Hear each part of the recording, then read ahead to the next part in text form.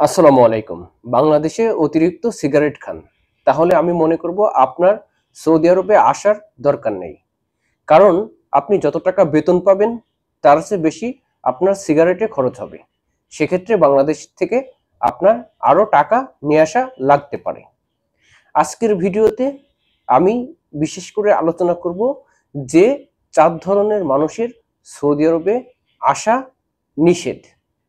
আপনারা সৌদি আরবে আসলেও তেমন কিছু করতে পারবেন না, বরঞ্চ আপনাদের কাজের হতাশা এবং সৌদি আরবের যে ভয়াবহ অবস্থা বর্তমানে, সবশেষে আপনাকে বাংলাদেশে চলে যেতে হবে।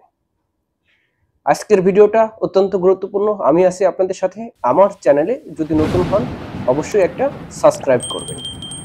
তো শুরু করা যাক, কথা বেশি না বলে।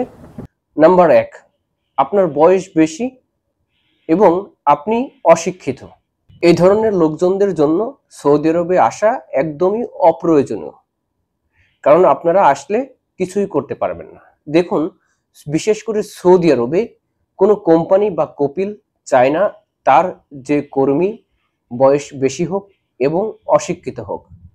কারণ সৌদি আরবে বিশেষ কিছু নিয়ম আছে, যেমন আপনার বয়স যদি বেশি হয় তাহলে কিন্তু অনেক ক্ষেত্রেই সমস্যা দেখা দেয়। আপনার ইকামাতে খরচ বেড়ে যায়, আপনার হেলথ ইন্স্যুরেন্সে খরচ বেড়ে যায়, সেক্ষেত্রে আপনার জন্য তাদের অসুবিধা হয়।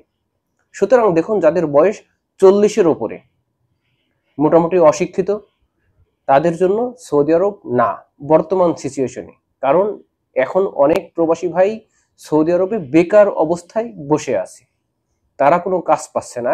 ইয়ং যুবক যারা আছে তারাও কাজের অভাবে ভুগছে।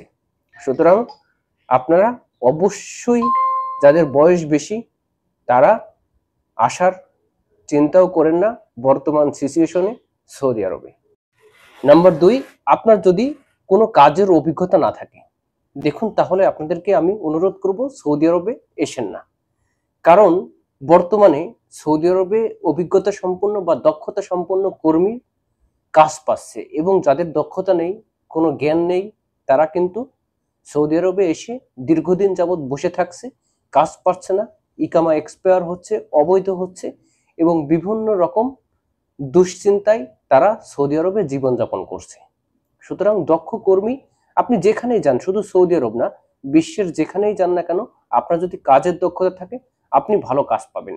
দেখুন, বর্তমানে ইন্ডিয়া, পাকিস্তান, শ্রীলঙ্কা, আপনি মালদ্বীপ বলেন, নেপাল বলেন বা ফিলিপিনি বলেন, যারা বর্তমানে সৌদি আরব আছে তাদের কিন্তু কাজের দক্ষতা আছে।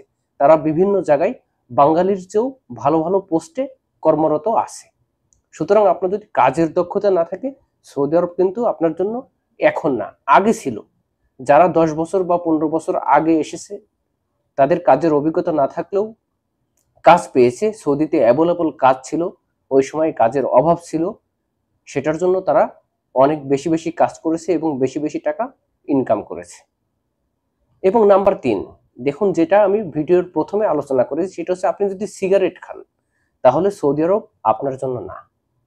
কারণ দেখুন, আপনি যদি কোম্পানির ভিসাতে আসেন বা ফ্রি ভিসাতে আসেন, বর্তমানে ফ্রি ভিসাতেও কাজ নেই, কিন্তু কোম্পানি ভিসাতে আসলে আপনার বেতন হবে 1100 থেকে 1200 রিয়াল, এবং এক প্যাকেট সিগারেট সৌদি আরবে বর্তমানে 20 রিয়াল থেকে 25 রিয়াল বা 30 রিয়ালের মধ্যেও আছে, এবং বা সর্বনিম্ন 15 রিয়াল দিয়ে আপনাকে এক প্যাকেট সিগারেট কিনতে হবে। আপনি যদি দিনে 2 প্যাকেট সিগারেট খান, আপনার 30 রিয়াল চলে যাবে, 900 টাকা বা 900 রিয়াল আপনার খরচ হয়ে যাবে। বাকি 200 রিয়াল আপনার খানা খরচও হবে না। পরিশেষে বাংলাদেশ থেকে জমি বিক্রি করে টাকা নিয়ে আসতে হবে আপনার সিগারেট খাওয়ার জন্য। সুতরাং বর্তমানে সিগারেট খোর যারা আছে তারা সৌদি আরবে এসেন না, কারণ সৌদি আরব অতিরিক্ত সিগারেটের মূল্য এবং যেটা সরকারিভাবেই নির্ধারণ করা থাকে। সুতরাং সাবধান। এবং নাম্বার 4, আমি বিশেষ করে আমার যে সকল বোনেরা আছেন সৌদি আরবে আসতে চাচ্ছেন তাদের জন্য বলবো, আপনারা সৌদি আরবে এসেন না। কারণ সৌদি আরবে একমাত্র যারা মহিলা গৃহকর্মী আছে তারা খুব অত্যাচার, অবহেলিত ও লাঞ্ছিত। অনেক বোনেরা আমার কাছে দেখা যাচ্ছে কমেন্টে মেসেজ করে বা সরাসরি ফোন কল দিয়েও বলে যে এরকম যে বাসায় কাজ করে বা যেখানে কাজ করে সেখান থেকে নানা অত্যাচার, নানা নিপীড়ন সহ্য করে তারা কাজ করে যাচ্ছে বর্তমানে সৌদি আরবে। সুতরাং আপনারা সাবধান। আপনারা মহিলাদের কিন্তু সৌদি আরবে আসার যে খরচটা একদমই সীমিত।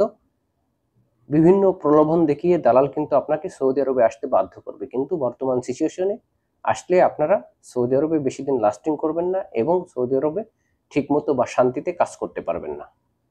সুতরাং মা বোনদের বলবো, সৌদি আরবে আসা থেকে আপনারা বিরত থাকুন। অন্যান্য দেশে গেলে যেতে পারেন, কিন্তু সৌদি আরব না। এবং আজকের ভিডিওটা কিন্তু আপনাদের যদি ভালো লাগে তাহলে একটা সাবস্ক্রাইব করবেন আমার চ্যানেলে, আর এরকম সব নতুন নতুন তথ্য পেতে আমার চ্যানেলে একটা লাইক, ফলো, একটা কমেন্ট করবেন।